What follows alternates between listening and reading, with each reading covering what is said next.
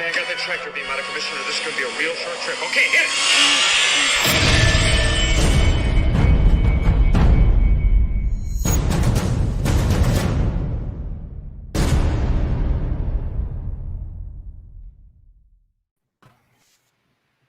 Hey everyone, how's it going?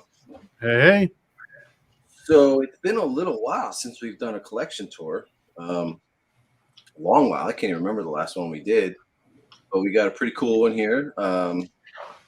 Robert, I'm sure a lot of people have seen your posts on our Facebook group, and the things that jump out at everybody right away are the life-size pieces right behind you. So I'm sure everybody recognizes right now who you are and your collection. So yeah, we're gonna go see a little tour of your collection, and check out all the cool stuff. And excellent. So do you want to tell us a little? Yeah, I'd be glad to share with all of you and go over a bunch of stuff that I got and go from there. Tell us a little bit about yourself. When you started collecting, how it came about. Well, it started off as a family joke that my first movie that I saw was Star Wars, and in actuality, my parents went to go see Star Wars, and then 24 hours less, I was born. So I was like, "What is that?" Kicking out of there. So yes. So growing up, I didn't have like the toys right off the start. I didn't get the toys or anything until Jedi. Had a bunch of the toys then, and I still have them to this day. But not really something I really pursued to collect was the older toys. And then once Power of the Force 2 came out around 95 or so, and everything started to kick back up and collectible wise, that's where I fell back into it and just really started collecting. I started with the toys, buying collections and stuff, and then I end up as one of those dealers that would work convention shows and online, where I was started selling a lot of the toys and stuff that was out there. And that's essentially helped to really build everything that you see right here. A couple of the questions that I got once I first posted this up is, "Oh my God, he's a millionaire." Far from it. I am no way near a millionaire. If I'm lucky, I'm a hundredaire. So everything that you see is basically me working for over 25 years of buying, selling, trading, upgrading. And you hit that point where you're collecting with toys and stuff, and you look at yourself at your shelf, and you just see like a bunch of toys, just cereal box. You're not even looking at the toys. You're just looking at the side of it because you just have so much of it stacked there. So it's to a point where it's just like I look at it and go, do I want to look at that, or do I want to look at 2 or 3 lightsabers? Well, that's what kind of spawned it, and then I started getting more into the props and replicas. So that's where it kind of started with me. And some of the stuff that I'll show you is kind of like some of the first stuff that I got that kind of really spawned into what we're looking at from there.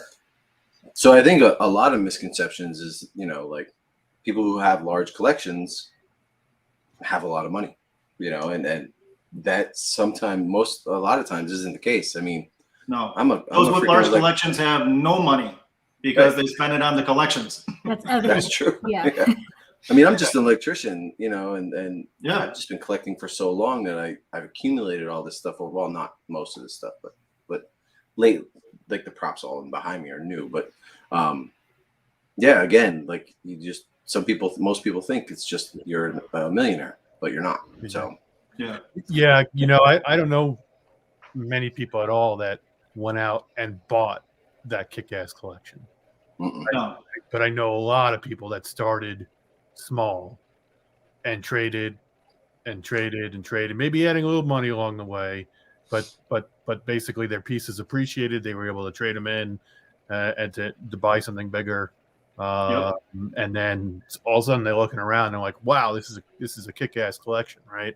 And that gets to a point where it's just so big, it's an entity of its own, where it just keeps growing, where something new comes out and you're like, oh, okay, I got to get it. It's just, I can't say no. I'm this far into the game. I got to get it. So been there. The other big question that I got when I throw everything up there is, no, I am not single. I am married. I do have a lovely, beautiful wife and 2 kids. I'm not. This is not my life that I do. You said you're an electrician. I'm the same type of field. I do home remodelization, so not too far off from you guys. Just grunts. Yeah. Yep. Yep. What's up, Jason? Good evening. Glad you can make it, brother. Thanks for joining us, man. Sorry I was running a few minutes behind, but glad to be here.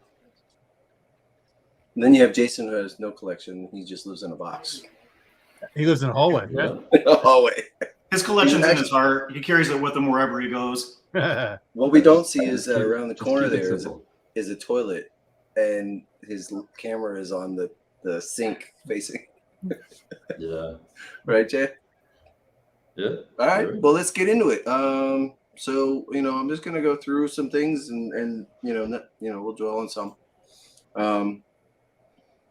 So, are these sideshow pieces? These are not. When you come, this whole entire collection is in my basement. When my wife and I moved into this house, the basement had nothing in it. There was not even one 2x4 wall or anything. So I had the free reign of being able to design the whole entire basement to fit for my collection that I had. And I actually, believe it or not, had a lot of this before I even got married. So she kind of knew what she was walking into when we got together. So when you come down the stairs, I got it set up. So the first thing that you see is the first two characters you see in all of Star Wars, R2-D2 and C-3PO. Now these here are the Don Post statues. Okay. Now the riser that they are on is a sideshow riser. But when I purchased these two statues, they didn't have the riser to them. They were kind of set up just as you see right side by side. They do have the placards to them still of their limited edition, but they just didn't have the base. And the base wasn't really much to them originally. They were just sheets of plywood spray painted and kind of just set on top of them. So, How about this print? This the print is the Katie Cook Star Wars Celebration prints. Okay. The top one, the A New Hope, what came when we had 200 piece limited edition, and then the Empire and Jedi had 250 limited piece. So These are that's interesting. a complete set of all three. Nice. So, and if anyone's interested, I have a duplicate set in storage. So I got two complete sets. Now, would this be interesting to you, CC? I don't have the space for it. Oh, okay. Well, you got your ceiling.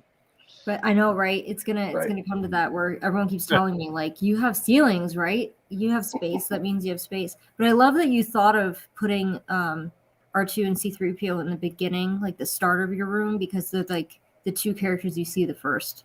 Exactly. And that's awesome.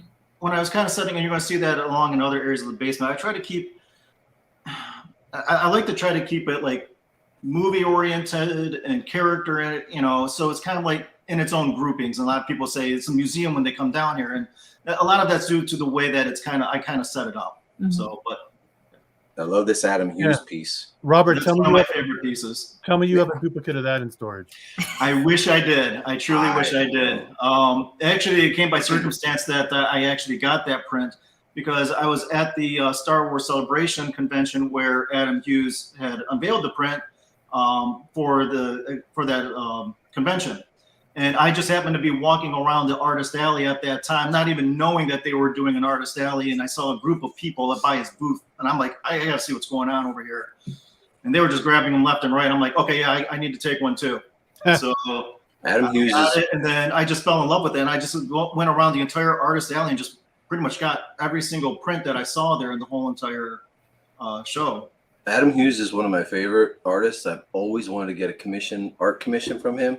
And back before they were, when they were around the $1,500 price range, I jumped on and never got on the list. I'd go to conventions to try to get on his list and never was able to do it. I always told my wife, I'm not marrying her until I get a Adam Hughes print. But yeah. Well, the funny thing is that when I got this print, it actually was not signed by Adam Hughes at all. For some reason, it either missed him signing it, but it was just a blank space.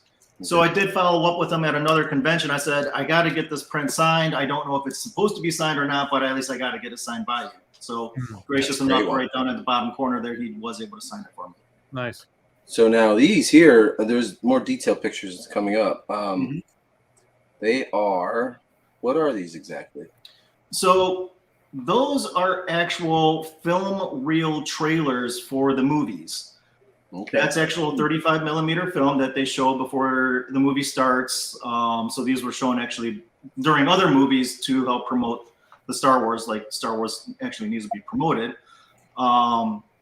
So if you go into the next picture, which will focus on the bottom stuff there, those are from the special edition. Those are the trailers for the trilogy, the dual trailer for Empire and Jedi, and the trailer for Jedi. Okay. So just to get an idea for their actual size, this here right next to me, it's about the size of my palm. This is the Return of the Jedi trailer. And this one here is, I can just put it back up there. This one right here at the size is runtime 2 minutes exactly. So this is 2 minutes of 35 millimeter film. So if you can imagine how big an actual movie reel would be, this is only 2 minutes here. They can be quite large. And some of them are actually in series that kind of tie into on that. The cool thing that I think was with Star Wars and especially film, when you get into some of the other stories and out there, let's say like Harry Potter or Lord of the Rings, and somebody says, well, according to Harry Potter, they're talking about the books. Harry Potter started as books. The books are the lore. Same thing with Lord of the Rings. You go back to the books. Marvel, it's comics. Star Wars, it's film. Star Wars is one of the only ones that the true canon and lore is film. In fact, Disney made that really solidified when they bought Lucasfilm. They decided to wipe out all literature, all backstory. We're going to make that legacy. The actual true stuff is film. So when I look at something like this isn't a first edition book. This is a first edition of Star Wars. I see you have the Revenge of the Jedi one there too. I do have Revenge of the Jedi. Nice. So that one is obviously a very, very rare piece. And I actually have the trailer for Star Wars from 1977. So this is the oldest item that I have in my collection, because actually that is out before the actual film itself came out. People saw this before they even saw the movie. What is that, 77? 77-21. I'm not sure what the code for is on that, but it does have it highlighted on the back for the picture rating. If it's rated G, PG, R, or X. There is no PG-13 because this was obviously before a PG-13 rating. Right. Nice. Yeah. Now the large reel there, that is the reel number 7, the last reel for Star Wars Episode 3: Revenge of the Sith. And you can see how big this thing is. This is one reel of 7 reels for the movie. I see. Okay. Wow. This is sealed in its wrap still, and this actually would contain the infamous lightsaber duel between Obi-Wan and Anakin, where Anakin also becomes Vader, and the birth of the twins Luke and Leia. So that's all sealed there, as I consider as a first edition film print. Cool. What I think about what's really interesting about the trailers is that's something very unique. I haven't really saw something like that before, especially where you have them all. And you're right. This is the first time. I mean, I wasn't born yet, but for most people who were alive at that time, this is the first time they were introduced to it, whether it was on TV or in the theater, right? Coming. And even like Empire Strikes Back, I know the trailer aired quite some time before the movie was released. So you got that teaser. And in addition to that, I mean, those are meant to be ephemeral. They weren't meant to last. They weren't meant to be, saved or salvaged. I mean, they were meant to be run. They're actually property of the film companies. They're actually supposed to be sent back to them, but some. Yeah, exactly. So having that and piecing together, all 3 or even having the 4th is in the variations is amazing. That's fantastic. So Matt would like this. He's in the pinball machines. So I started getting into some game systems for Star Wars. Actually, the first pinball machine I got was not a Star Wars machine. It was a Close Encounters of the Third Kind from 1979. which I still have, but resides at my parents' house right now. And then I got the first one there, the Data East Star Wars Pinball. If you go into the other photos coming up, you can see closer photos of each of the pinball machines. So that's the Mandalorian limited edition pinball machine. They only made 750 units of that. That's number 749 out of 750. I like this over here. This, like, yeah, they do the extra little details on it, which are very cool. They got the blaster on the side. It's got the different artwork from the others. It has what they call the Beskar print, which is more reflective on the very top panel there. Okay. And then that's the limited edition Star Wars pinball machine with the R2-D2 topper. That's a limited edition of 800 pieces. And I think the R2 topper, they only made 500 of them. Hmm. Okay. Do you play them much? I do. I think my 6-year-old son plays it a heck of a lot more than I do. I always come home and I find him downstairs trying to beat my scores. These were fun to play. Are these the old line arcades, the original ones? Yep, that's the original sit-down Star Wars trilogy arcade, the deluxe edition with the seat. And that is a Star Wars slot machine.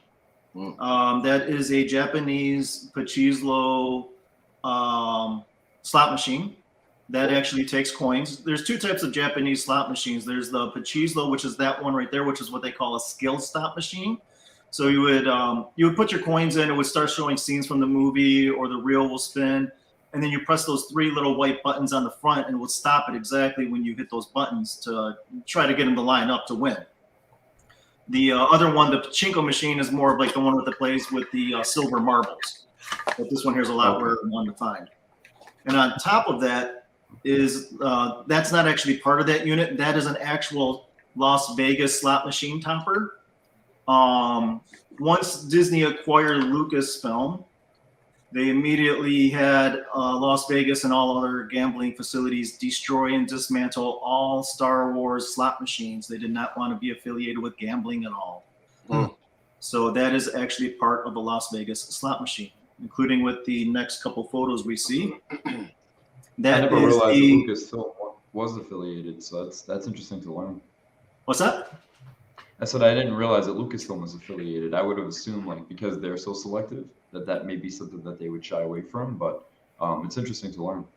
Yeah, you can actually find some pictures of the full machines online. This is the Death Star topper. The one topper that you just saw on top of my slot machine, that would be located on top of this spinning Death Star. So that would spin around with the numbers for different types of jackpots to be won. And then there was another topper, which is in the next slide.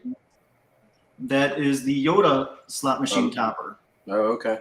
If you look behind him, you can see the call button on top of him. He does have lights on his wrist and on each side. And if you take a look at his one hand, it's a foam block right where your arrow is. Right there. Yeah. So the detail on it is pretty solid. But you have to remember, this thing's going to be sitting above your head, probably about 10 feet in the air. So you're not going to be really looking down on it at all, because it's supposed to be on top of the slot machines looking down on you.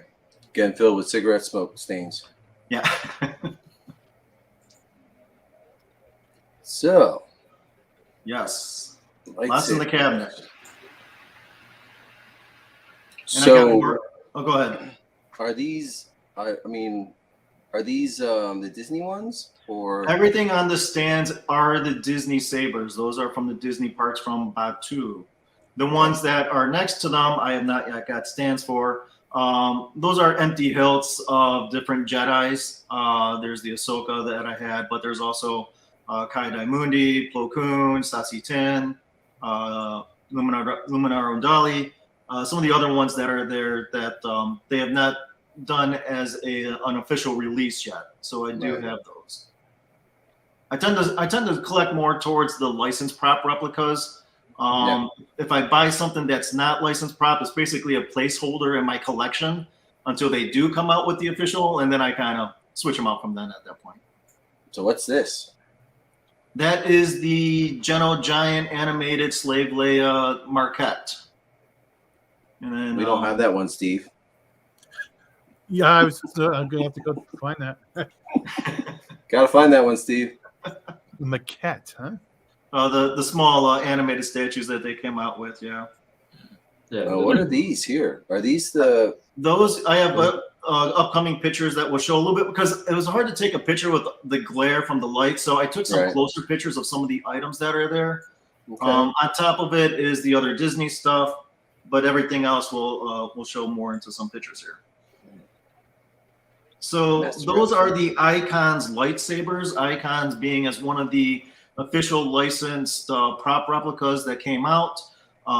In fact, that's how I really got into collecting replicas. So this is some of the first stuff we've seen, Rob. Going way back for those in the chat. I mean, this is before EFX. This is before Master Replica. Yep. Yeah, these are some great pieces.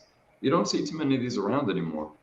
No, I did a large run of them, but they're kind of scarce. You don't see them pop around as much.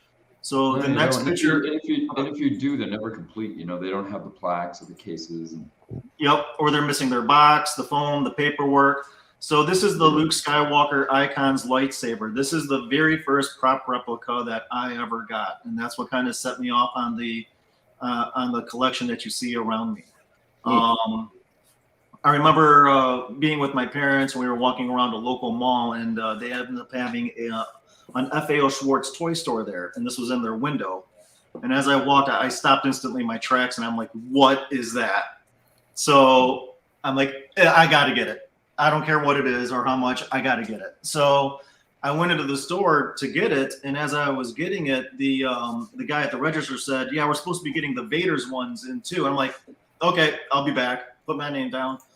And that's what started into everything. So if you go back one, Icons, they came out with the lightsabers, and they were supposed to come out with the Han Solo blaster. And this is where the company went bankrupt, and they never did the full production run of the blaster.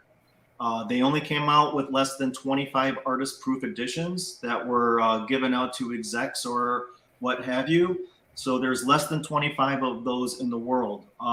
That's got the full cocking hammer. You can look through the sight. You can pull the trigger. It's fully movable and operational. And they only made like 25 of them. Very cool. Believe it or not, I actually had 2 of those in my possession at one time. Very. That was my grail for the longest time to find, and I ended up coming across 2 of them.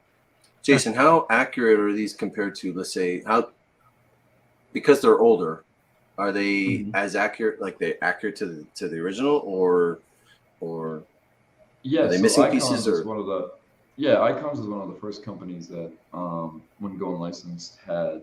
That's when they started the access to reference and the archives. So they were able to go in, scrutinize the prop, whatever variation of the prop at that time. As we know that there's, a few variations of the DL44.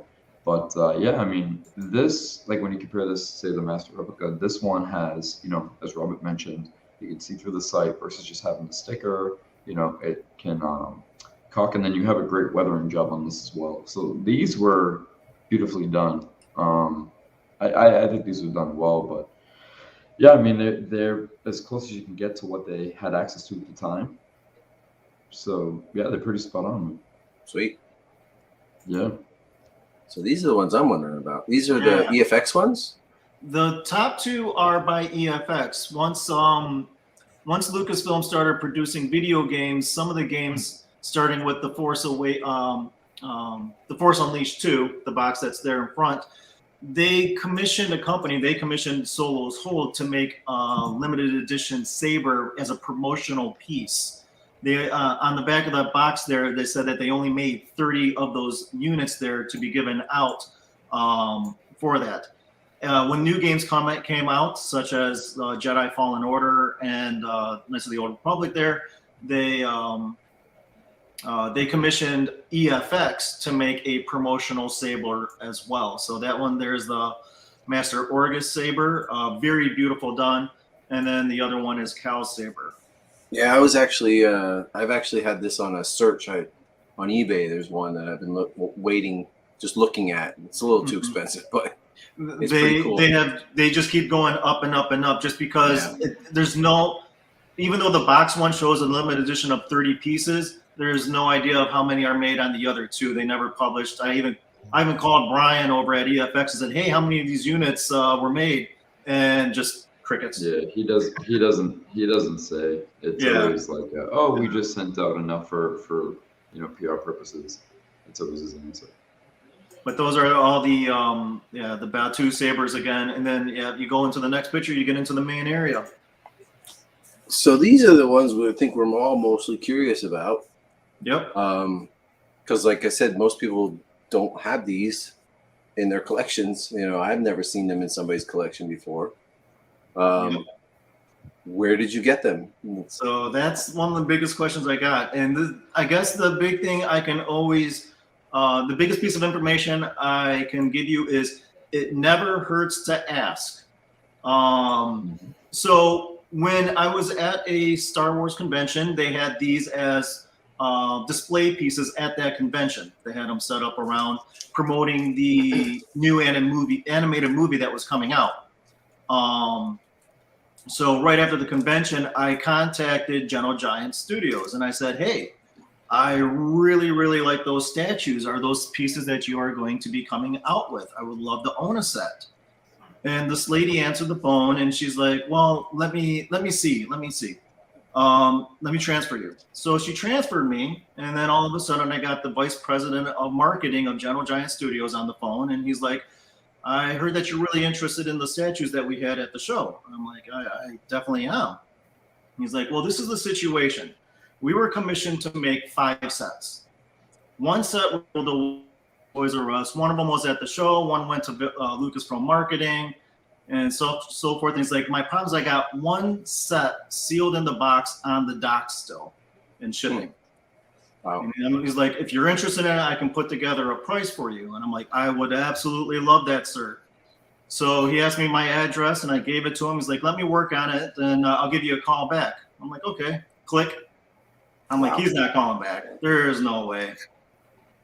So a couple of days pass by and my phone rings. I look at it and I answer it and it's like, oh my God. He's like, so I worked together the price of the statues. Now the statues was actually a set of 4. The 4 statues are Ahsoka, Anakin, Obi-Wan, and Rex. The other pieces were sold individually at Gentle Giant, from Gentle Giant as their Monuments series collection. Mm-hmm. But the other 4 statues, he told me that he can ship them to me, freight shipping, brand new in the box, $5,000 for all 4 statues. Wow. Yeah, and I said, sold. You're like, say less. Say less.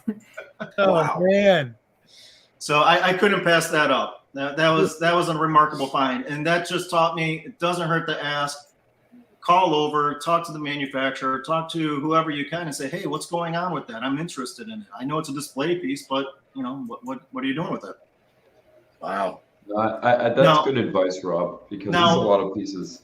Those with the light up sabers, they actually come with 2 sabers each. They each come with a light up saber that plugs in and turns on, or they come with a solid, what I call a stunt saber. So if you don't have electricity to it at all, you can just plug it in. It's just a solid color of blue or green. Wow. That's quite a story. Those are killer. Absolutely. Wow. Especially because I think if there's a franchise, or well, rather not a franchise, but a niche of Star Wars that a lot of people don't collect, I would say it's Clone Wars and Rebels. As a big Thrawn fan, I know Rebels is like, there's a huge deficit in the market there. But the thing is with Rebels and Clone Wars, for us in the high-end prop statue, there's not a lot out there. Yeah. Because what happened is, when Clone Wars was running towards its end, Disney took over. They wanted to focus on Disney stuff. That's why you're seeing everything Force Awakens, Last Jedi, Rise of Skywalker, independent films, all that other stuff. I would really love for them to come out with more of the animated. Well, especially because it continues to be more relevant with the Ahsoka series, with the live action. So maybe we'll see more one day. So are these custom? A lot of them are master replicas, right? And They're all master replicas, a Novus or EFX. There are some General Giant busts on the bottom. That row there in the middle, that's all custom. Those yeah, are I was gonna say. yeah. That's my ones that might be shifted and moved as I start to make more space, and that's my challenge now. Is when something new comes out, where am I going to put it? And so Yeah, welcome to our I was world. going to be sacrificed. Same, But I think it's the same for all of us. exactly. But that's the thing that I liked when I was doing my basement and setting up for my display is I was originally looking at display cases, and with the amount that I have to display, I was doing the math, and I'm like, there's no way I can't get all these cases in there or what have you.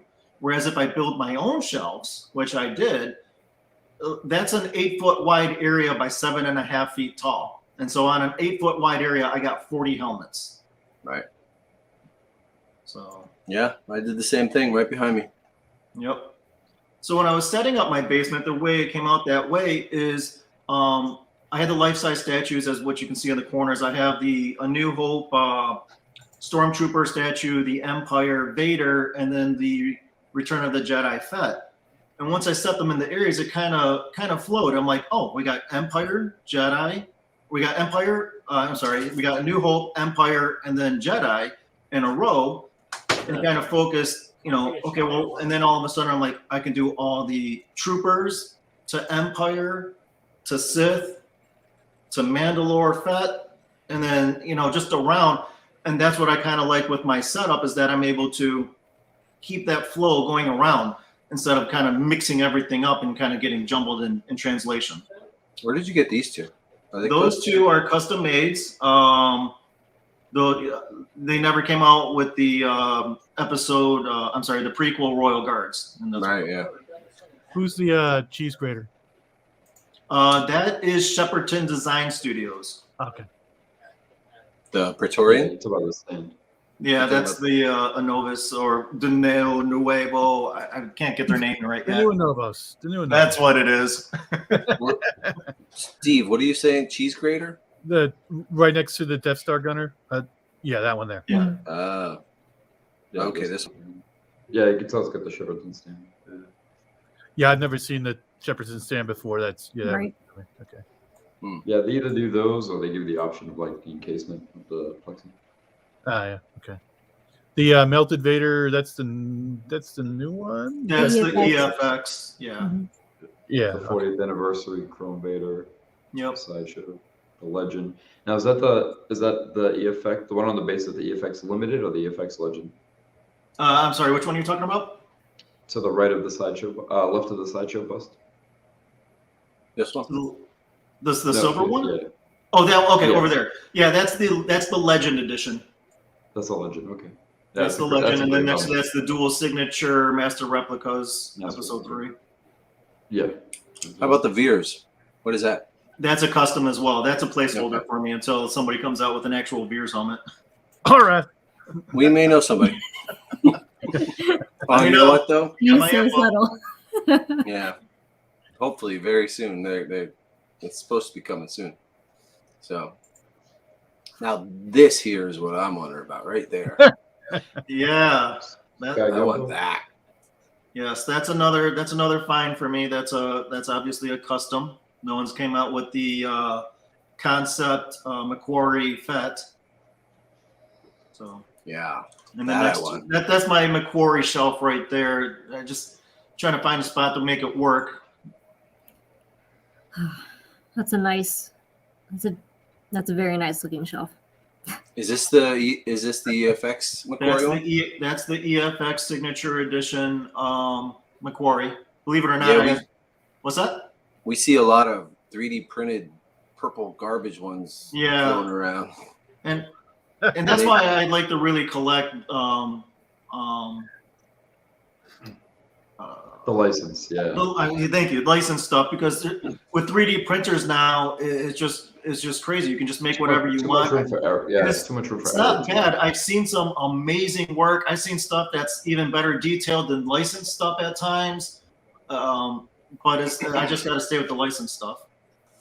Yeah, I mean, like most people aren't getting the color right on this thing. It's like a black blue rather than a purple, Yeah. green, whatever. And The hilts, are those the voodoo hilts? Which hilts? The ones on the McVader stand, are those the voodoo hilts from like 6 or 10 years ago or something? Yeah, those are. I got those. Actually, the company that I got them from was called SIG, CIG, Cosmic Intergalactic something. I don't know if they Okay. made the hills or just did the electronics on it. Yeah, they did the electronics for them because you were able to do them like static or have the electronics put in. Yeah, so I got where they Those- did the that's a nice electronics setup. on it, and I got one right here. They actually did a pretty nice job on it.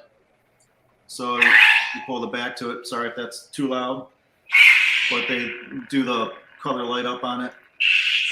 Okay. Hi, Tony. Tony's is watching us right now. He must be pretty late out there. It's like 3 in the morning. Yeah, 3 in the morning. Man's dedicated. Yeah. Thanks for joining us, Tony. So yeah, we'll have to talk about where you got this. I want to find one of these Boba Fett helmets. All right, so next. Oh yeah, more. I just did different. Instead of the angle, I did them straight on as well for shots. Very nice. Now, see, you have the two different, the newer one and the older. I got the newer one and the older one. Yes, that's one of my vices. That again, they come out with another one, I got to get it. So even though I got two of them, I got to have each of the editions. You can tell the difference in how much better the second one is. Yes, yeah, they did a lot better job on the second one. I wish that they would have done a shorter stand to it to make it fit better for me, but yeah. And Kylo's really nice too. Mm-hmm.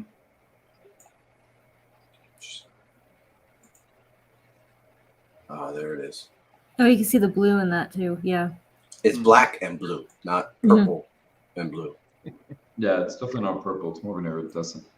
I normally don't collect a whole lot of statues, but when I saw the McQuarrie premium formats, I had to get those, and I just had to stop at only the McQuarrie on those. So if they come out with more McQuarrie of the premium, I would love to get those. But anything else, I gotta restrain myself. Now, who did the? I'm sorry, I don't recognize it. Who did the Stormtrooper? That Sideshow. was. Same as the Fett, the SGB. Oh. Gimbal, right? Are you talking about the statue or the helmet? The helmet. I'm sorry. The helmet. The helmet was done by Sky Gun Bro. It was a kid. Oh, him. He did the Fett, and then I think he's got a second version Fett that he does as well. Okay. Really? How are they? Are they pretty well made, Robert? Yeah, It's pretty decently made. They're decent. I got kind of a bad taste of my experience of trying to get that helmet, so it is decent made. It is decent. I didn't get that helmet from him directly. I got that from someone else. Okay. But yeah, it is a very good made helmet. Have to get that. And the McQuarrie Vader too. That'd be freaking sweet to have. You can find those everywhere though. Yeah. There's only 250 of them, but yeah. You can't find them anywhere. So those are the Fets, and then I had the blasters on each side. There's a signature blaster, and then above it is the Empire, which is actually a fan made one. Okay. Is that the Potomac or the Andy Myers one? I'm sorry, what? Is that the Potomac version, the Andy Myers one? No, I don't know which one that is. I got that one very long ago. Somebody made that one, and I don't know which version that is. I got that one off of RPF. Oh, okay. Yeah, it's got a nice look, and I like how you did the display case as well. I like how you kept them both. I was able to come up with find somebody that was just selling just the display case to the Fett blaster, so I got it simply just for that other blaster. Oh, perfect. Yeah. Who is that? The Novos Sabine? No, that's actually a fan made. I forget who made that one. It's decent. It seems to be kind of narrow, but it's decent. The Novos Sabine never came out, Steve. No, they haven't come out with them yet. There's seasons. Was it 2 and 4 that they got coming out or something? Yeah, that's why I'm like, did you? That one's more of a painted. That's more of a painted season 1 style there. Wasn't sure if that was one of those phone calls for a prototype. Yeah. Hey guys, just asking. No one's that that was- lucky, Steve. Now, some of these have recently changed within the last few days from once I took these pictures because more stuff came in that I got to kind of figure out where to put. So stuff is getting moved around constantly, which is fine. I like it. Keeps me challenged. That Kotobukiya set, the Bounty Hunter set, was I think one of the best sets they came out with. And I think the Vader in the center was the Build-A-Figure when you accumulate them all in the circular. Yeah. And on their bases, if you hit them, they all make a circle right around Fett and or right around Vader, and it has the Imperial. It's like a hexagonal. It's like a hexagonal setup, right? Yeah. Yep. It's a pretty cool thing. I've seen a lot of people make coffee tables out of it, with them in it.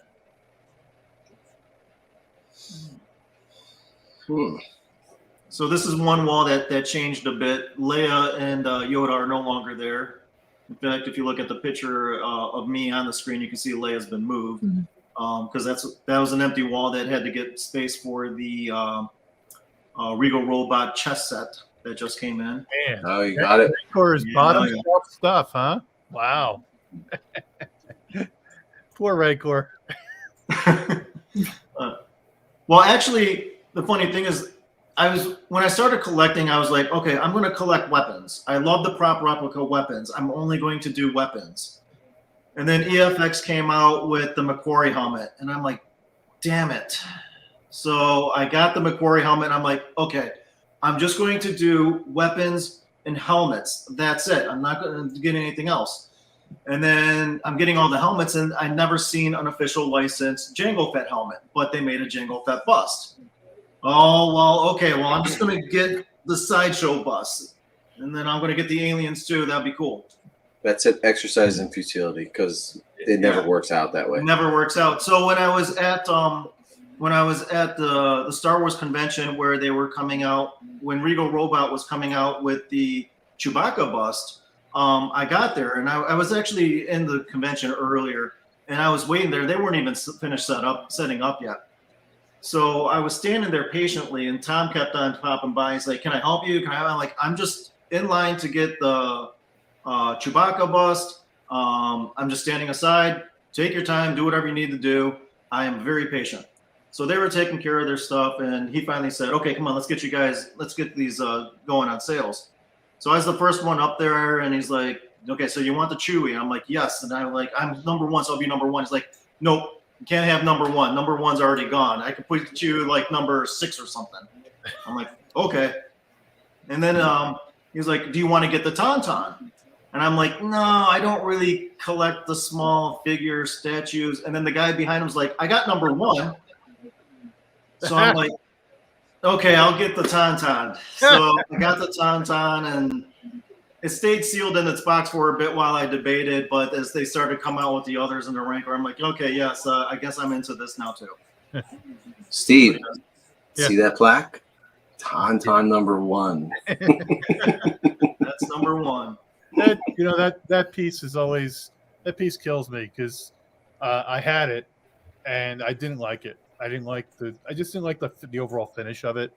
But now that I don't have it, I wish I had it again. It's just, I don't know. I have a weird relationship with that piece. I think they got some on their site still. I'm sure Tom would love to just go on and buy one off the but site. it's so expensive for what it is. But you got another Tauntaun. Yes, that does outshine the other one. Just a little bit. So that's all the master replicas in EFX limited edition and signature edition. If they came out with a signature edition of it, that's in there. Wow, fantastic. And again, I kind of set that up so, like, if you go to I think the next photo kind of shows a little bit closer. I'm just awing at the whole view. Yeah, nice. It makes you wish you were collecting earlier, right? Yeah, I was collecting back then, and I actually had the master replica Darth Maul. That's the only one I had, and at the time, I was like, "Oh, these are too expensive for me." Well, yeah, I got all of those. I got them all when they first came out, and this is where people look at that and be like, "Oh my God, you make so much money to do that." I'm like, when I had to tell them, when I bought these, I was a department supervisor at Best Buy. I wasn't even a manager. I mean, here I am. I'm just like working a department, and here I'm getting these and just keeping them aside. So if you go back one more, the way I did the case again is, I kept it movie theme. So I got all episode 1 on top, and then episode 2.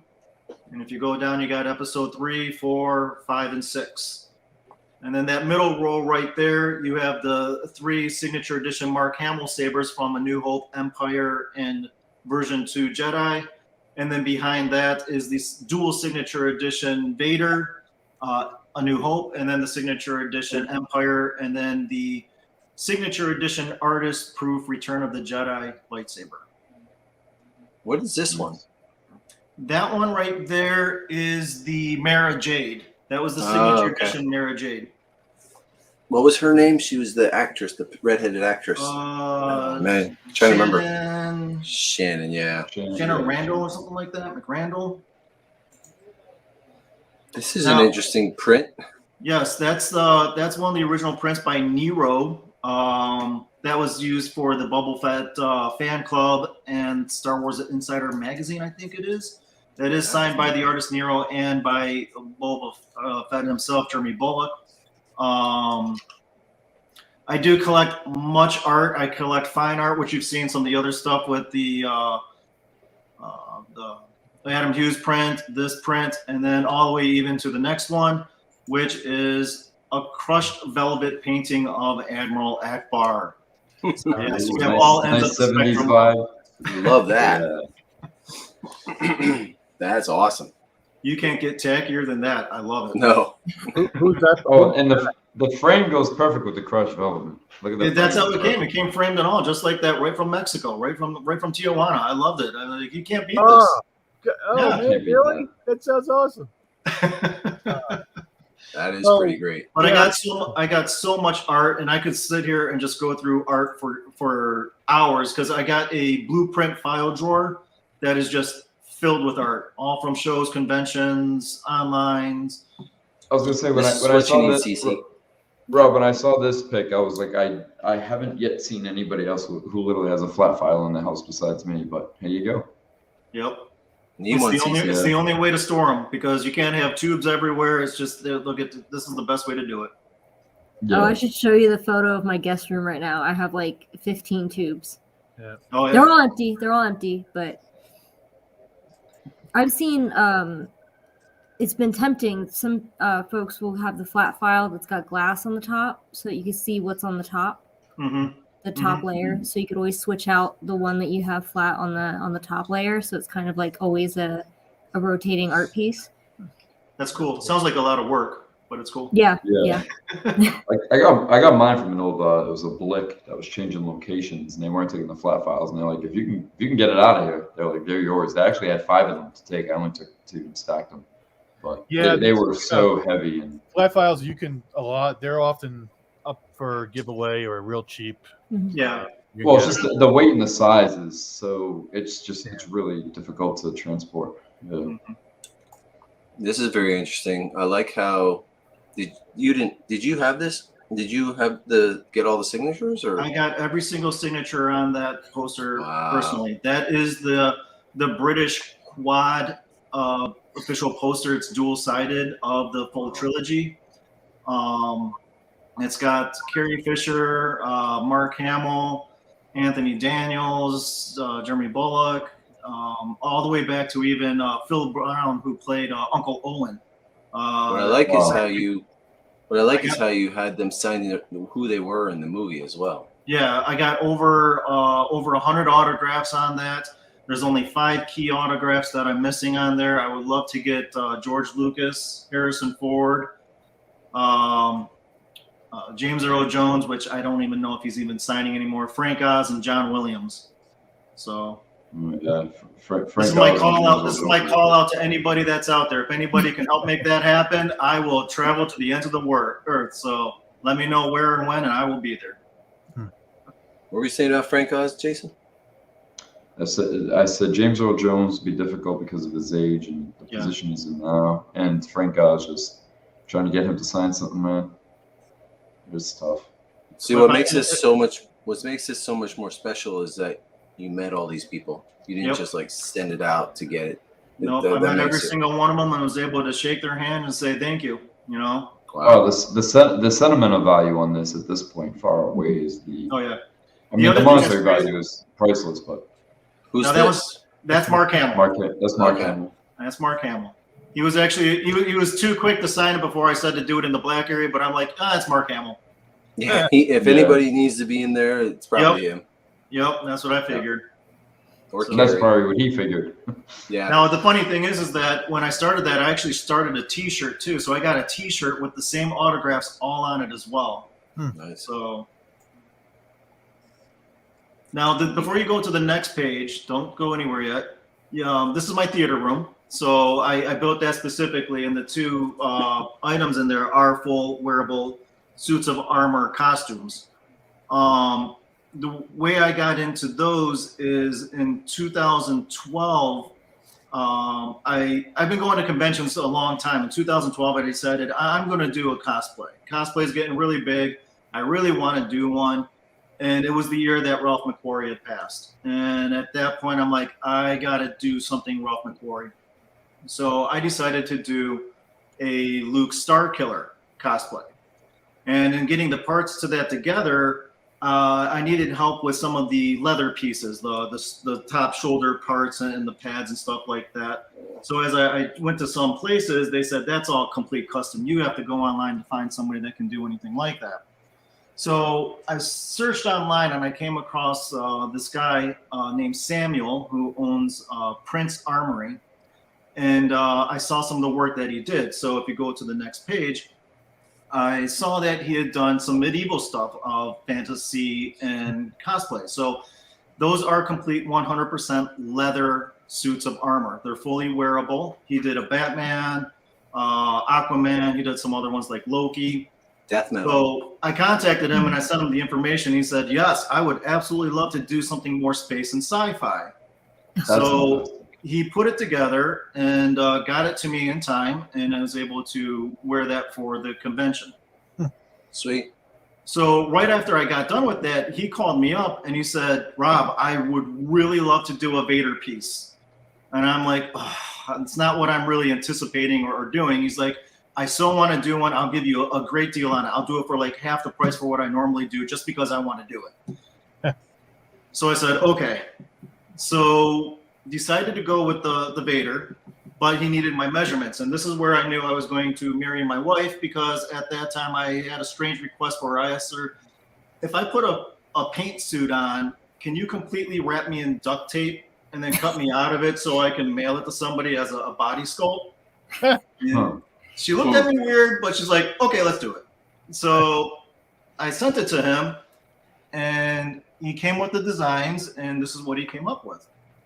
What is it designed off of? Is it like any kind of like special influence, or no? Just what he decided. Just basically, he had a hard time. He did a full write up, and it's still on his site of making it, where he just really he likes to take something in comic or culture or sci-fi and twist it into like a medieval themed armor.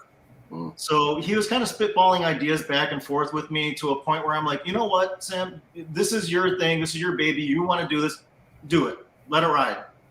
So the next one is actually me and my wife. She actually decided to dress up as well. So we had a blast at the con. Cool. So then before he got done with Vader, I saw stuff coming out and I'm like, oh, this is amazing. This is going to be great. And then I called him up and said, Samuel, I want to do a Fett. He was like, well, you got to wait. I'm not even done with this. And I got other projects lined up, because he started doing stuff for commercials, for live, for other films. He's actually branched out. He's done live theater and stuff. So I said, okay, I want to do a Fett. He's like, well, how far do you want to go with it? Do you want me to do the armor, the weapons? How far? I'm like, just do the armor. I don't want to spend the extra money. I can take care of the weaponry and everything else. And so this is what we came up with on that. Now they are completely sculpted to my body. Altogether, they weigh over 50 pounds because it's all solid leather, but they fit right to my body like a glove. I can do jumping jacks. I can sprint in them. It just feels like second skin. I like this shoulder piece. That's pretty cool. Yeah, the details are really cool. What he did with the armor, and what I did with the weapons, I put a giant battle axe on his back, and the tip of the battle axe, I had it be kind of like the top of Fett's backpack. Oh, cool. So that's me there. That's one of my friends wearing the Vader at the same time, so we can showcase both of them at that convention. But if you go onto his website, he does customs. Each design is only crafted once. That's it. He's done a Vader. He's done with it. He did a Fett. If you want him to do a Stormtrooper or something else, he'll do it. But then that's it. One and done. Mm-hmm. But if you go onto his website, he's got full pictures, write-ups, very custom. It's a very unique piece. But the cool thing is with this piece is that it took me even further within collecting and other stuff as well, in that I was wearing this at a show, and one of my friends was working there. Came up to me, illustrator and artist of Lucasfilm, Matt Bush. He was directing his own film at the time, and he came up to me and asked me to actually be a part of that film. And he loved the armor, that it would really work for his film. So he actually wrote a character for his film that he's making called Aladdin 3477. That's right. I got a poster of that from him. Yeah. So you can see if you keep going, you can see the poster. I put it up on there. So he asked me to be part of this film, and I said, yeah, I would love to do that. So I started showing up on set, and then at times without doing the full armor, I would help out with some, backstage stuff, puppeteering, whatever I could do. And then on for my scenes, I wore the full suit. But he couldn't have the full suit with the Vader because it looked too much like Vader for his film. So he then contacted over to Samuel at Prince Army and said, hey, we're looking at doing a film using that suit, but I need another different type of helmet or gear made up for it. So he did add I don't think you have the photo on there. No, that's all the photos I have. Okay. Yeah.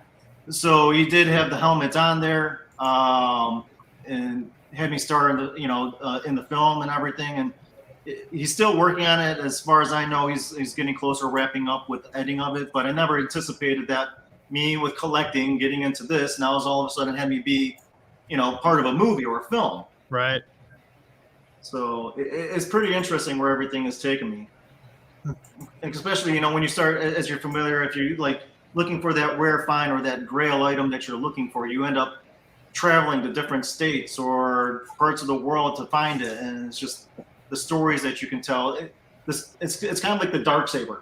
The item carries more of a beneficial story than the item itself. And that's where the value of it is. You can look at an item and say, wow, I got those General Giant statues for that.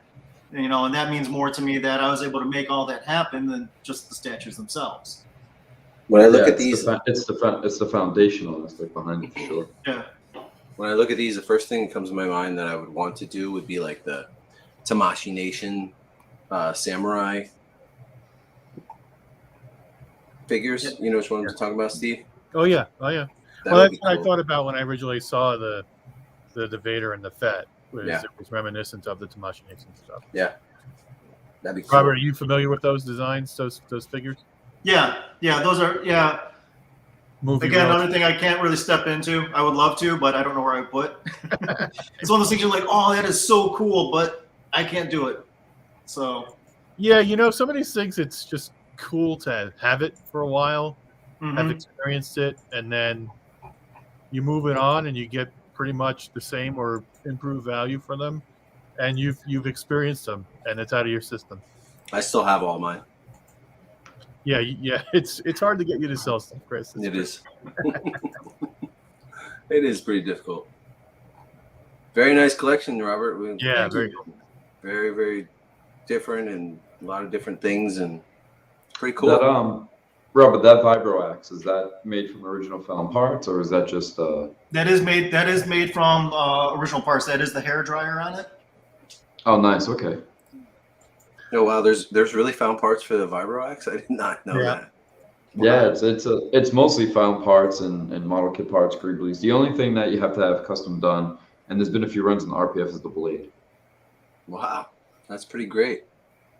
Yeah, if you look at props props group on Facebook, somebody was just selling parts to this. Yeah, Ian has a few parts. I think Ian the Ninja has a kit up now, full kit. That'd be something I'd be I think interested in. I think I saw a picture of the hairdryer too recently on there as well. Usually like orange or brown. Yeah. Another fantastic thing where you look into it and it's just got the most random of bits and pieces on it. Yeah, that's pretty cool. I did not know that. Learn something new every day, guys. Yeah. And this is where Sideshow did some of them more.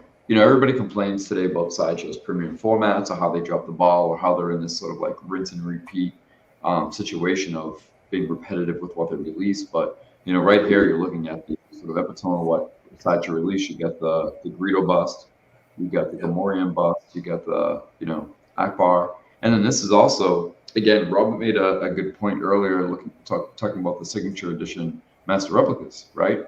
So it's sort of at a point where a lot of these pieces, it's almost like you're pricing yourself out of the collection today if you were to try to backtrack and get these now. But when you get them then, and you've been collecting as long as you have, Robert, or someone like me, Chris, people don't realize how cheap they were back then, right?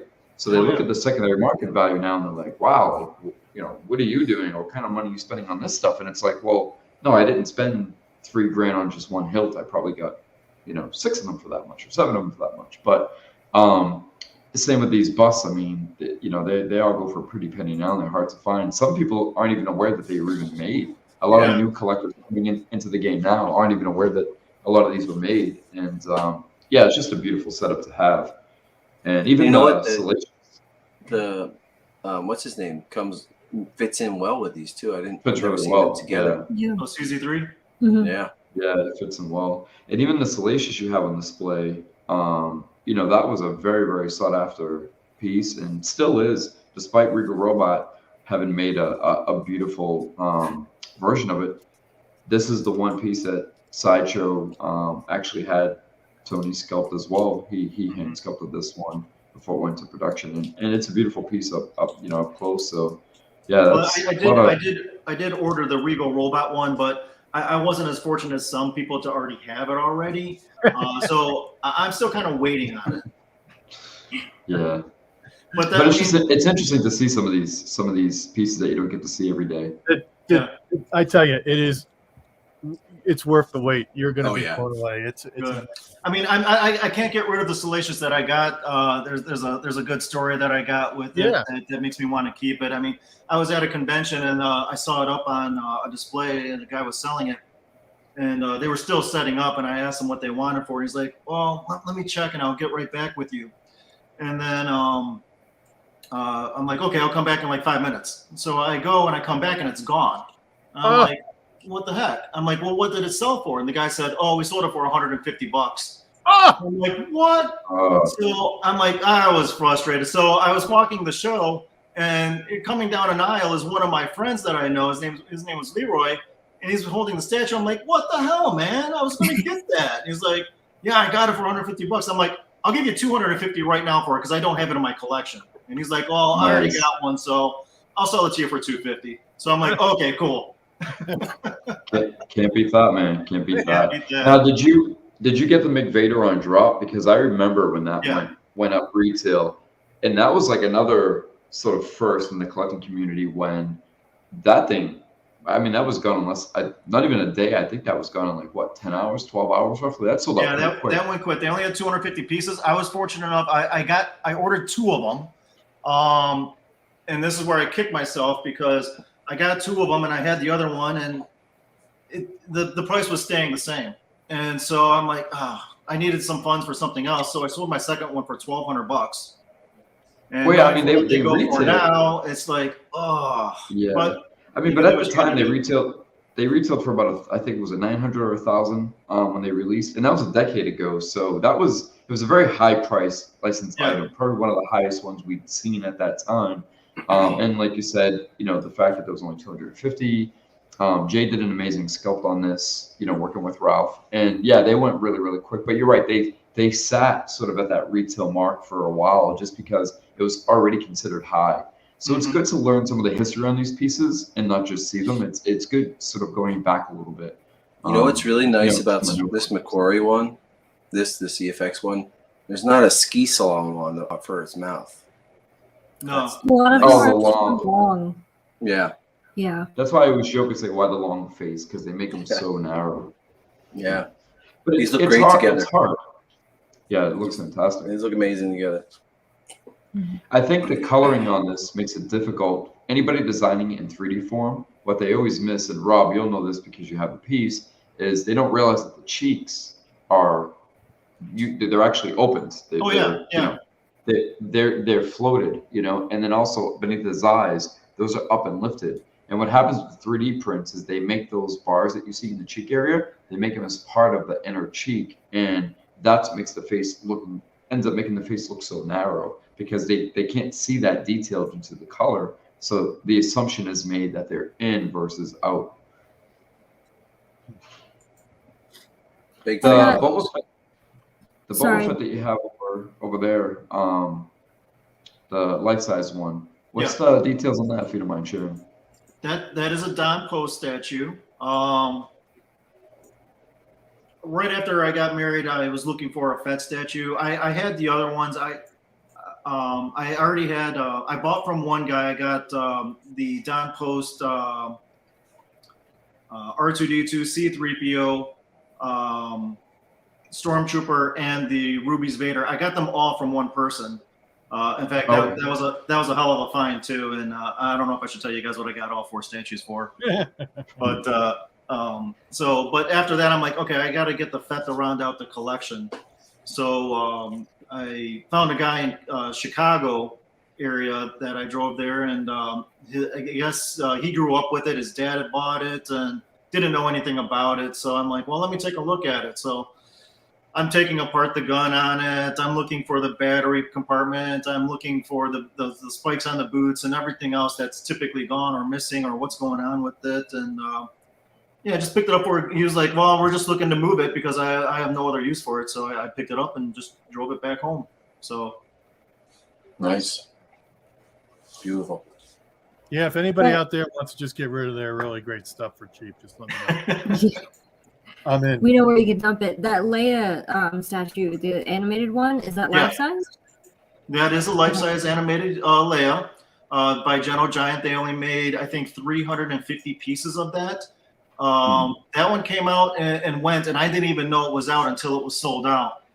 So I ended up finding one in New Jersey. So a buddy of mine did a road trip and drove to New Jersey and picked up the statue. And it's one of those things that, I mean, as I said, collecting stuff makes me travel around, see different things. When we went to New Jersey, I've never been through New York. I've never seen the Statue of Liberty. So I'm like, I got to see the Statue of Liberty. So he and I drove to a park area where we can see the Statue of Liberty in the distance. We took out the Leia statue and I posed with her with the Statue of Liberty in the background. Took a picture. I'm like, I saw that. Yeah. That put a smile on my face. That's great that you have these corresponding stories because it just gives that sentimental value, right? That little bit of extra value rather than just having the collectible on display. And having the backstory, it adds a lot to it, and it just puts a little bit more of a smile on your face whenever you engage with that particular piece. I think that's where I find a lot more enjoyment is the hunt. Me trying to find the piece, what I got to do to get the piece. And as I said, I mean, it's like kind of like what they had in The Mandalorian. It's like the Darksaber. It means nothing unless it has the story behind it. Yeah, I agree. It's sometimes the networking, the relationship building. Yep. And when you get the piece, you almost, like, as happy as you are to obtain it, you almost miss the chase for a little bit, right? You do. It's kind After of you like, get it and it sits there, it's like, oh, okay, what's next? Yeah, It would go that well too, with this. Yeah. If they had done a Snow Buddy Padme one, that would go well with this one. Yeah. They have run a smaller version, but You it would always have been have cool with the, the life size. You always have the sideshow figure to Nah, I want the life size so I can touch it. And it's probably one of the worst figures ever made. The hard thing with that Leia statue is that to find them complete like that is getting harder and harder and harder because it's a porcelain statue. So yeah, they damage easy. They do. So not easy, but you see a lot of them. The problem with it is if you the hand that's not holding the gun, the left hand. Now on that statue right there in that picture, the hand's not in it. because what happens is the hand slides out of it and it hits the ground, and because it's porcelain, it shatters. Ooh. So anytime you find one, the fingers are snapped off of it, or it's partial, or some type of damage done to it. I have to ask you though, does it come with eyewear protection? Because you might poke your eye out with those suckers. You very well could. Yeah, same with the 4 statues you have. Recently, about a year ago, there's a gentleman in Rhode Island selling the Ahsoka and the Rex, and I mean, he was practically giving these things away. They were stale, and everybody was losing their hair. They were all tripping over each other to contact them first. And I forget he wanted to do like a pickup only for obvious reasons. He didn't have the crates or the boxes for them, but some guy ended up setting up shipping or whatnot. But the problem is the condition. There was a lot of condition issues, and they had both the sabers. I remember the Ahsoka, the electric saber wasn't working properly. There were some issues there. There was some, a lot of cracks and surface issues. And it was just one of those things where it's like, as interesting as it would be to obtain something like that, having in the collection, you get to go through a condition report and say, okay, does this really make it worth it? But, understandable nonetheless, considering how rare they are. Yeah, those are good collections down there too. So I tried it again after I got those statues, because one of the other conventions, General Giant had done the same thing for the Rebels statues. They had all the Rebels characters, life-size animated statues there. And I'm like, okay, I'm going to do this again. I'm going to contact them. So I called over to the guy I talked to last time. I'm like, hey, I got those statues. They were great. I love them. I'm really interested in the Rebel statues that you guys came out. And they're like, nope, that's a one set. That's it. That's done. Sorry, we're not making those. I'm like, well, if you do, give me a call. So, well, at that point, Rob, I think people have probably already caught on to like, hey, let me reach out to them, because people didn't normally think that initially, right? It wasn't like a thing to really do, but you're right, and that's a perfect example to bring up. It really does never hurt to ask. Because I've seen many things in collections. There's even some things in my collections where people are like, hey, how'd you come across that? And sometimes it's just as simple as like, I was curious, so I asked. And, it's law of averages. I mean, you're not going to win every time, but every once in a while, you'll get that one score, that one hit where you're like, hey, it happens, Yep. I don't want to give out all my secrets and all my techniques, but I mean, even if you're at a convention and you go through the artist section and they got like the huge banners behind them, with their art and stuff, I asked them, hey, what are you doing with that? Can I get that? Sometimes they're like, no, you can't take that one, but I can order another one for you. And I'm like, yeah, that'd be great. So, you get these you get like the celebration print, but like on a much larger scale or something different like that. I've done that a few with like Jason Palmer. I got like his Leia print that he had done. I got that in about like an 8-foot wide print. And, it's the only one that he had done. So on the bottom in it says /250. Well, because it's the only one that size, he numbered that one number 1 for me and signed it. It's an 8-foot print of his print. So even just asking for stuff like that, I got, that's obviously too big for my file drawer. So I got tubes with cool display stuff or promotional stuff like that. Oh, fantastic. Yeah. Gorgeous collection, Robert. Thank you. Very nice. Thank you. Well set up. Well designed. Just normally when you have a lot of pieces like this, it can tend to look cluttered, but this is well designed so that it works perfectly. Thank you very much. Wow.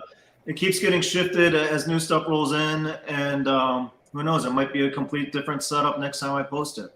So. Yeah. In fact, originally the Clone Wars statues were not even supposed to go in the area that they're at right now. I had an idea to put them against the wall, but as I was building the basement and moving stuff around, I put them at that pole. I'm like, hey, this could actually work, and I really like the way that turned out. I'm sure it changes from time to time, and as new things come in and you move things around. But as we sit today, what are some of your favorite, or do you have like a favorite or sort of favorites in the collection? I know it's a tough question, but just curious. Yeah, it's hard to say. It's like asking me which of my kids are my favorite. Well, there's always an answer. You just don't say it out loud. Right? I'm kidding. No, it's hard to say. I mean, if I had to say one thing, it was probably the poster. because of all the signatures I got to meet every single one of them. I mean, yes, I'm 100% about the props and replicas. I love collecting every one of them. But the fact that I got all those signatures on that poster and looking to make it grow, that's probably that's an experience. Yeah. So, but yeah, my hunt does continue. One of the pictures, we didn't really talk about it, but one of the pictures I had the prop shop Kylo Ren saber.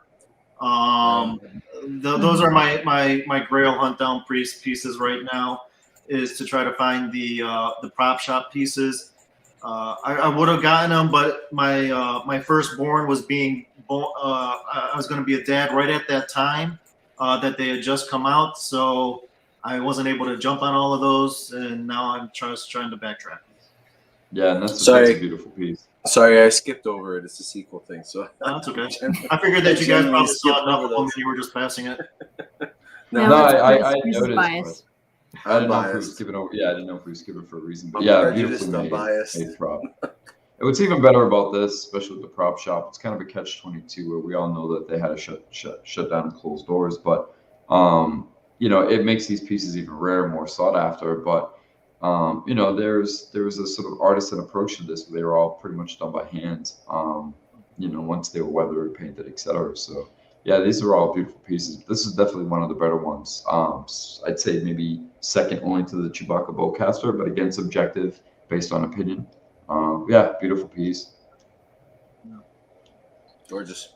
So yeah, that's my hunt, is prop shop, and actually I've been trying to find more film reel pieces, and in fact I've actually came across somebody that's got a full 35 film feature of the prequels that I'd like to try to get back in touch with him. So he's got all 6 reels to each film. Yeah, that's a real interesting display piece. I like the idea of that. I've seen one random here and there, but I've never seen that many together. Some of the other ones that we didn't really touch on for the film pieces is I do have one for the animated Clone Wars movie and for a commercial spot for the Clone Wars show. And the only thing is that after that's it.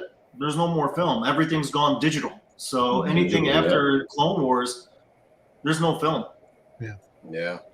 And that's what I kind of like about these. It's kind of like an old historic book. Well, and was it a few years ago that one of the archives burned down because film is highly flammable? And we even lost the original, I forget what studio it was, but we lost the original Manchurian Candidate with, was that the one with Frank Sinatra? Like we don't have an original of that. It's like lost to ashes. Much older films were made out of a kind of a different material than what they advanced to. Okay. I'm sure that these are still flammable. I'm not willing to try that and find out. Yeah. Far from Death Star, I think this is because he has some good taste. Actually, I did have a Jar Jar. I had a life-size Jar Jar. That's where my my collection had started before. I did have the Pepsi statues, the Frito-Lay. I had the Maul, the Watto, the Jar Jar, the J.C. Penney, Anakin, and it just came to a point. It's just like, would I rather have this or another statue? And the problem is with the Jar Jar statue, I honestly can't. I don't have anything bad against Jar Jar, But the bad thing I had with the statue is that his whole entire body was foam. It was just like styrofoam for his whole entire body. So you start bumping up against it, it starts breaking down, and it just starts really falling apart. I'm like, and that's what I look at for items I collect, is just like longevity wise. It's just like, what's going to be there several years. I had an Elusive Concepts Yoda, and his head started to deteriorate and break, and it's just like, am I going to keep it and call Tom to rebuild my Elusive Concepts Yoda, or am I just going to sell it and move on to something more of an actual statue? Yeah, that's true. And that was the thing. I that going way back. I didn't know Tom personally then, but he would sort of rebuild and restore the Elusive Concept Yodas and make them a little bit more realistic and lifelike. And that's wow. That's going. And Elusive Concepts, they were. I mean, you'd find them at like FAO Swartz, and it's kind of fun going back to these like earlier days. And Had to go get the sharper image to get the life-size Han Solo and stuff like that. Yeah, they had the life-size. Sharper image had the life-size like Vader and Boba Fett, and even you look at some of the icons, master replica pieces from the earlier days, and everybody nowadays like, oh, I want the shipper box, I need this, I need that. But what they don't realize is you're able to get those at retailers, and as long as you had the actual box that it came in, the black Star Wars box with all the documentation, you didn't always get the shipper box because you were buying it at retail. The shipper box was just to have it shipped in. And you look at like aftermarket now, eBay, and it's like, oh, it's missing the shipper box, and people are like, oh, well, take X amount of dollars off, and it's just interesting to see that because internet wasn't as prominent as it was today as it was 20 years ago. It wasn't there, so you had to be more in the know as well and be on top of things. But and on one hand, it was much easier to collect, but at the same time, it's a little bit more complex to collect because you didn't have instant access to everything. Mm-hmm. But you weren't up against so much competition either, so it was like sort of that sort of gray line in the middle. But the internet wasn't as it is today. You couldn't easily find stuff, or eBay really wasn't prominent then, so you couldn't search to get an idea for what the value of something was, or try to find something that you were looking for. Yeah, a lot of the databases didn't exist. Mm-hmm. One of the things with my collection that amazes me the most is that everything that you see here, except for the arcade games and the life-size statues, I have the boxes for every single piece. Where do you have them? Oh my goodness! I got them top of my garage. I got a whole entire storeroom here in my basement that is just filled with boxes. I think we all have storage bins. I know Steve does. I do. I have a storage bin, storage unit filled with it. So. But my next idea is because I am running tight on space. I think because with my work I own my own company and I got my little storage area there at my office. I might just put some racks there and start storing it there to give me some space. I'm gonna have to. There you go. Yeah. Well, I'm always playing Tetris in my storage room. I think we're gonna cut it off. I really appreciate, Robert, you joining us tonight. Hey, I really appreciate being on. Thank you all for having me on. It was excellent. Thank you for having me talk about all this. I love it. That's great. Yeah. I mean, we could talk all night about this stuff. Yeah. Thanks again, man, for taking the time. I appreciate you working with us and for sharing and just giving some of the backstory and whatnot. It was really fun and really, really cool to look through some of the older stuff. We don't get to see a lot of that. So it's great to see a collection that not everybody has all the pieces. Yeah. Well, let's ask each other. I'm not going to ask the question. Like, if you had to pick one out of there, what would be your favorite thing? Are you asking me that again? I'm talking about us, the rest of us. Steve? Probably all the life-size statues. Mm-hmm. I would love to have those. Those would. I love the Clone Wars so much. Those are fantastic, and just the presence of those in a collection are just stunning. Mm-hmm. Yeah, and one of 5, right? Yeah. Yeah, love those. CC? Mine might be obvious because I try to stick with props, but mine would be the EFX Vader helmet. It's a concept. Yeah. I know where you can get one of those, CC. Yeah. Scratch and dent sale, hopefully. Broken sale. Jason. I really like that poster, but it's one of those things where, the fact that you had the personal experience of doing that, but you always see posters, plenty of them with number of signatures, but it's always the prominent ones, which isn't a bad thing. You see Prowse, Baker, Daniels, etc., but you don't see some of the side characters or some of the characters that you fall in love with, and Nynum or whoever it may be, Gamorrean Guard, a bit for a tuner, and to see all of those and the fact that you got those, that's pretty radical. That piece was quite impressive. That was one of the most impressive things I see in your collection. And one thing, a lot of people might snarl at this, but I've always liked the signature edition EFX, the Snowspeeder helmet. I saw that you had that with the X-Wing and the wedge. Yeah. But yeah, I always like that one too. I know it's not super unattainable, but just a nice, clean-looking helmet. Just that's at a time where they were just doing things right. And then of course, just I'm a concept guy, so the fact that you had the concept shelf sort of, aggregated like that looked really good. So yeah, good stuff, man. Mine would have to be the same as Jason's. The poster, meeting all those actors and getting all of them to sign, and is pretty awesome and special. And Yeah. you know, some of You them can't are. top I'm sure. that. No, you can't. You just can't. It's just priceless on both. Yeah, on both levels, it's priceless. Yeah, exactly. So I agree there, Jason. But all right. Well, thank you, everybody, for joining us. What do we have coming up next? We have group therapy On Friday. And then anything next week, Jason, that we're planning on? Yeah, we don't have just lining up some dates. Got you know, schedule's been a little heavy on my end, but yeah, we get 2 things coming up. Just gotta secure the dates, and then hopefully by group therapy we can throw them out there, or at least throw one of them out there. Okay, cool. And then we'll also have Shelter in Space for Book of Boba Fett again next week. Is it Book of Boba Fett or is it Mandalorian? Which is it? If it's But Star now we've Wars, seen the Mandalorian. how about that? Let's keep it Mandalorian. All right. All right. Good night, everybody. Sean, Robert, just stick around for a couple minutes afterwards. Don't click off. So, yeah. All right. Thanks, guys. Good night, Right. guys. Thanks.